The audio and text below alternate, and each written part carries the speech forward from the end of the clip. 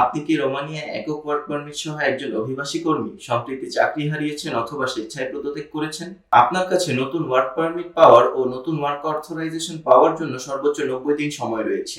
এই 90 দিনে আপনাকে যা যা করতে হবে: চাকরি খুঁজে আবেদন করতে হবে, চাকরির জন্য প্রয়োজনীয় ইন্টারভিউ বা সাক্ষাৎকারে অংশগ্রহণ করতে হবে, নিশ্চিত করতে হবে যে আপনার নতুন নিয়োগকর্তা আপনার নতুন ওয়ার্ক পারমিটের জন্য আবেদন জমা দিয়েছে এবং এটি রোমানিয়ার অভিবাসন পরিদর্শন অধিদপ্তর বা জেনারেল ইন্সপেক্টরেট ফর ইমিগ্রেশন দ্বারা গৃহীত বা অনুমোদিত হয়েছে। এই প্রয়োজনীয় বিষয় মনে রাখা প্রয়োজন। ওয়ার্ক পারমিটের জন্য প্রয়োজনীয় প্রধান ডকুমেন্টসগুলোর মধ্যে একটি হলো আপনার পূর্বের নিয়োগকর্তার লিখিত সম্মতিপত্র। তবে আপনার আগের চাকরির চুক্তি সই করার পর যদি 1 বছরের বেশি সময় কাজ করে থাকেন অথবা আপনার নিয়োগকর্তা নিজ উদ্যোগে চুক্তি বাতিল করে কিন্তু শৃঙ্খলা ভঙ্গের কারণে নয়, অথবা আপনার নিয়োগকর্তা চুক্তির শর্ত ভঙ্গ করে, সেক্ষেত্রে লিখিত সম্মতিপত্র বাধ্যতামূলক নয়। যদি আপনি রোমানিয়ায় আইনের অধীনে বেকার ভাতা পান তবে সেই সময়ের জন্য আপনার পারমিট বৈধ থাকবে শুধুমাত্র ততদিন যতদিন আপনি এই ভাতা পান। যদি আপনার অবস্থান অনিয়মিত হয়ে পড়ে তাহলে আপনি আর আবেদন করতে পারবেন না এবং আপনাকে যত দ্রুত সম্ভব রোমানিয়া ছেড়ে চলে যেতে হবে।